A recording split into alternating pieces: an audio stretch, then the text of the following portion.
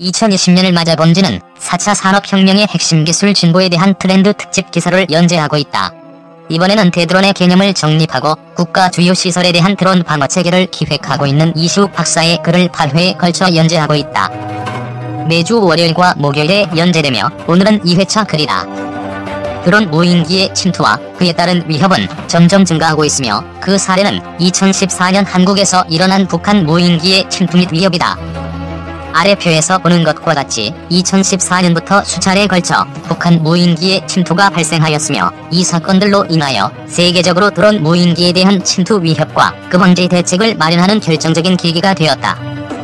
예를 들어 군사적으로는 물론이고 공항 및 주요 시설의 드론 무인기 방어에 세계적으로 가장 많이 운용되고 있는 영국의 드론 무인기 탐지 추적 격추 시스템 AUDS는 2014년 북한 무인기 침투에 따른 대응 체계의 필요성을 기반으로 시스템 통합 개발이 완료되었다. 세계적으로 드론 무인기 침투 사례는 셀 수 없을 만큼 많다. 크게 보면 2014년 독일 수상이 연설하는 장소에 드론 침투, 일본 수상 관저에 드론 침투 등 수많은 사건이 일어났다. 상기 모든 사건 중에서 가장 큰 사건은 2018년 12월 영국 게트위 공항에서 드론 침투로 인하여 3일간 공항이 폐쇄되었고 이로 인하여 800여 편의 항공편이 취소되고 크리스마스를 앞둔 12만 명의 승객이 발이 묶였으며 수백억의 경제적 손실을 가져왔다. 만일 드론 침투로 인하여 항공기와 충돌 사고가 발생하였다면 대형 참사가 일어날 수 있는 사건이었다.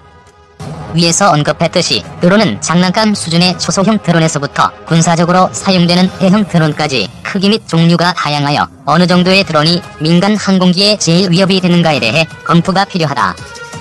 예를 들어 장난감 수준의 초소형 드론은 항공기에 크게 위협이 되지 않을 것이고 군사용으로 사용되는 대형 드론이 항공기 위협에 사용되면 이른바 전진 선전포고임으로 사용되지 않을 것이며 가장 위협적인 드론의 크기는 DJI 팬텀4 정도 이상의 상용 드론으로 판단하고 있다. 아래 그림은 드론과 항공기 충돌 시 피해 정도를 시험한 자료로 만일 제트 엔진 속으로 충돌한다면 항공기의 대형 참사가 예상된다. 아래 그림은 미국 데이턴 대학교 연구소에서 항공기와 드론의 충돌 시 일어날 수 있는 피해 정도를 알기 위하여 실험한 사진이다. 드론이 무단 비행하다 항공기의 날개와 충돌하는 실험 조건은 다음과 같다. 드론 무게는 개인용 항공 촬영 드론을 가정해 952g으로 항공기 비행 속도는 이륙 속도에 해당하는 383kmh로 지정하였다. 실험 결과 드론은 항공기의 날개에 큰 구멍을 뚫었다. 일반적으로 항공기의 날개에는 연료가 적재되므로 이 경우 연료 유출은 물론 폭발까지 야기될 수가 있다. 이와 같이 항공기 이착륙 시 드론과의 충돌은 대형 참사를 예고한다. 위협에 대하여 가장 중요한 부분이 군사적인 측면이다. 과거에는 군사지역 경계 시 철조망과 카메라 그리고 경기병으로서 완벽히 경계할 수 있었으나 드론 침투가 가능한 시점에서는 많은 부분이 뚫릴 수밖에 없는 현실이다. 이라크 전투에서도 보면 작은 드론에 수류탄을 매달고 침투하여 떨어뜨렸을 때 방어가 거의 불가능하여 사실상 많은 피해를 입었고 이것을 방어하기 위하여 미군은 차량 탑재용 드론 탐지 추적 격추 시스템을 이라크 모술에서 운용하였다. 2017년 3월 디펜스텍 보도자료의 인터뷰 내용을 보면 이라크군 장군들은 미군이 이라크 보안군에게 제공해준 차량 탑재형 전파신호 교란기가 모술 서부지역 전투에서 IS의 드론 위협을 현저히 제거하였다고 한다. 나진말 자브리 소장은 미군이 모술 서부지역에 최첨단 장비를 들여왔습니다. 대형 자동차 형태인데 IS는 더 이상 단 한 대의 드론도 날려보낼 수가 없게 되었습니다. 라고 밝혔다. 정예태 테러단 사령관 압둘 카니 아라사디 중장은 모술 서부에 있는 탈환된 정부 건물로 이동 중의 드론 문제에 대해서 완벽하게 해결되었습니다. 지난 8 첫날 모술 서부에서 우리 CTS가 72대의 IS 드론을 탐지하였고 둘째 날에는 52대를 탐지하여 격퇴 격추하였습니다. 즉 일종의 방해 및 격추 장비를 사용했습니다. 지난 일주일 전부터 오늘까지도 단 한 대의 드론도 비행을 못하고 있습니다. 라고 밝혔다. 요즘 군사적은 물론이고 공항이나 원전 등에 가장 위협을 주는 것은 이른바 후티 드론이다. 즉 예멘 후티 반군의 드론으로 크기가 작아 대공 방어망에도 걸리지 않으며 중동지역 미국 우방국들의 급소를 노리고 있다. 후티의 드론 침투 전략은 2018년 7월 UAE 아부다비 공항 공습을 시작으로 공군기지, 정유시설 그리고 지난 5월에는 미사일이 배치된 사우디 공항 공습까지 지속적으로 발생하였으며 타격 거리를 고려할 때 UAE 한국 원전까지 가시권에 들고 있다. 후티 드론의 가장 무서운 점은 100km 이상의 거리에서 드론에 미리 입력된 목표 지점을 향해 비행한 뒤 그대로 타깃을 향해 돌진하는 일본의 가미가제식의 공격을 하는 것으로 무선 조종을 하지 않으므로 라디오 주파수 스캔 탐색기로 탐지가 불가능하고 드론 탐지 레이더로 탐지한다고 해도 속도가 빠르기 때문에 대처할 시간이 짧다는 어려움이 있다. 또 많은 수의 후티 드론이 한꺼번에 침투한다고 가정한다면 방어하기가 매우 힘들다. 옛말에 10명이 도둑 1명을 붙잡기 어렵다고 했는데 지금은 1000명이 드론 하나 잡기가 어렵다고 할 수 있겠다. 최근 가장 심각한 드론의 군사적 위협은 AI 드론의 벌떼 공격이다. 2019년 6월 조선일보를 보면 미, 중, AI가 모는 벌떼 드론 실전 배치 한국은 무방비라는 제목으로 기사가 보도되었다. 만일 이런 AI 기술이 장착된 수십에서 수백 대의 전투형 드론이 침투한다고 가정한다면 참혹한 결과가 일어날 수 있다는 것을 누구나 예측할 수 있다.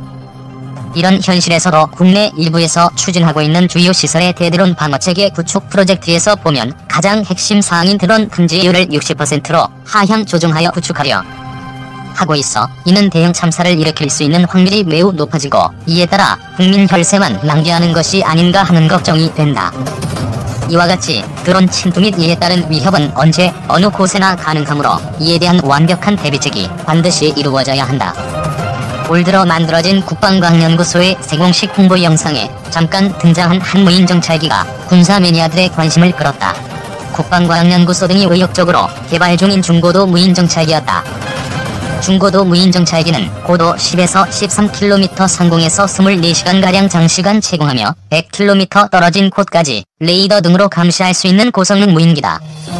아프가니스탄전 등에서 맹활약한 미 중고도 무인기 프레데터와 비슷한 것이다. 길이 13m, 날개폭 25m로 내년까지 개발을 완료한 뒤 2018년부터 실전 배치될 예정이다. 국방과학연구소의 사업주관 아래 체계 개발 및 양산은 대한항공이, 전자광학 및 적외선 카메라 개발은 한화탈레스가, 합성개구 레이더 개발은 LIGNX1이, 기타 항공전자장비는 대한항공과 LIGNX1이 각각 담당하고 있다. 특히 중고도 무인기는 미국의 리퍼처럼 폭탄이나 미사일을 달고 정밀 타격할 수 있는 무인 공격기로도 개발될 예정이어서 주목을 끌고 있다. 미국의 리퍼에서 헬파이어 미사일을 발사해 알카에다 지도자들을 암살했듯이 국산 무인 공격기도 유사시 김정은 노동당 위원장 등 북한 지도부를 제거하는 이른바 참수작전에 활용될 수 있는 무기다. 군 당국은 국산 무인 공격기가 레이더에 잘 잡히지 않는 스텔스 성능도 일부 갖추도록 할 계획인 것으로 전해졌다. 한국군도 미래전의 핵심 무기로 떠오른 무인기들을 본격적으로 운용하는 시대를 맞고 있다. 한국군의 무인정찰기는 2000년대 초반까지만 해도 국내 개발한 군단급 무인기 송골매와 이스라엘에서 도입한 서초등 2종에 불과했다.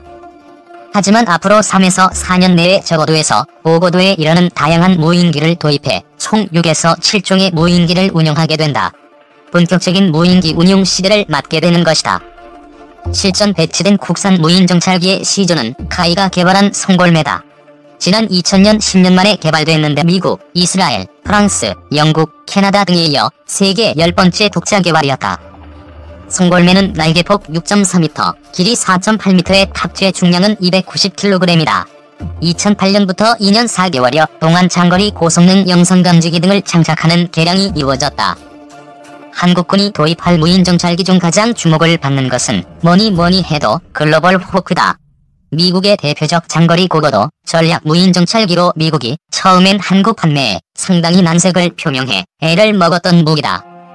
작전 반경이 3000km에 달하고 채공시간도 32시간이 넘어 한반도 전역은 물론 중국, 일본 등 주변국도 커버할 수 있다. 20km 고공에서 30cm 크기 물체를 식별할 수 있어 북한 핵미사일을 조기에 무력화하는 킬체인의 핵심 무기다. 킬체인은 100기가 넘는 북한의 탄도미사일 이동식 발사대 움직임을 신속하게 파악하는 것이 가장 중요하기 때문에 장시간 채공하면서 북한 전역을 감시할 수 있는 글로벌 호크의 역할이 중요하다. 위노스로 끌어문사 제품으로 2018에서 2019년 블록 30형 총 4대가 도입되며 현재 제작이 진행 중이다.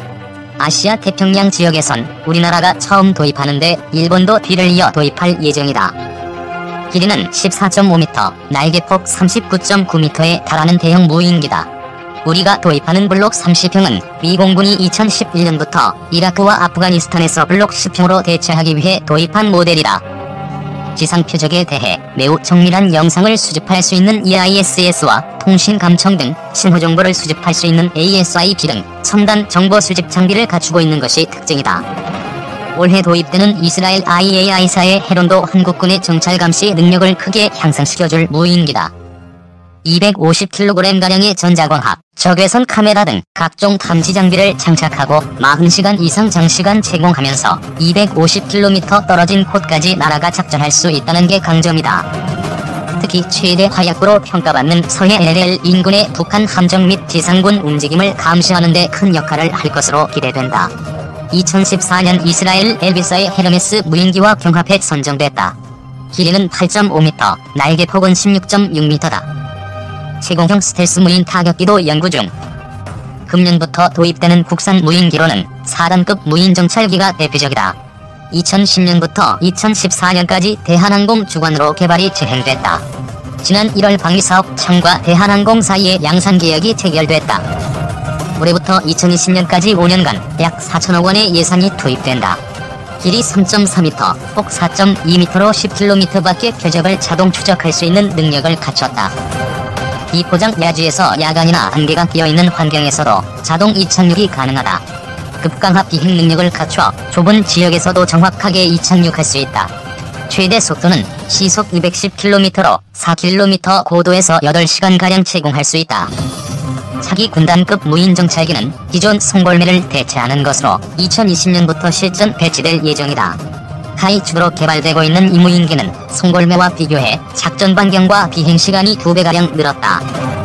하이는 이 무인기를 토대로 공격용, 전자 전용 등 다양한 파생형을 개발해 수출에도 나설 계획인 것으로 알려졌다. 군 당국은 이와 함께 올 들어 북장사정포 진주 및 탄도미사일 이동식 발사대를 무력화할 수 있는 제공형 스텔스 무인 타격기 연구에 나섰다. 이 무인 타격기는 장시간 하늘에서 머물면서 이동식 발사대 등을 타격하는 방식이다. 장사정포 진지나 이동식 발사대 같은 큰 목표물은 무인 타격기가 직접 충돌해 자폭하는 방식으로, 소형 목표물에 대해선 무인 타격기에서 자탄을 쏴 파괴하는 방식으로 각각 운용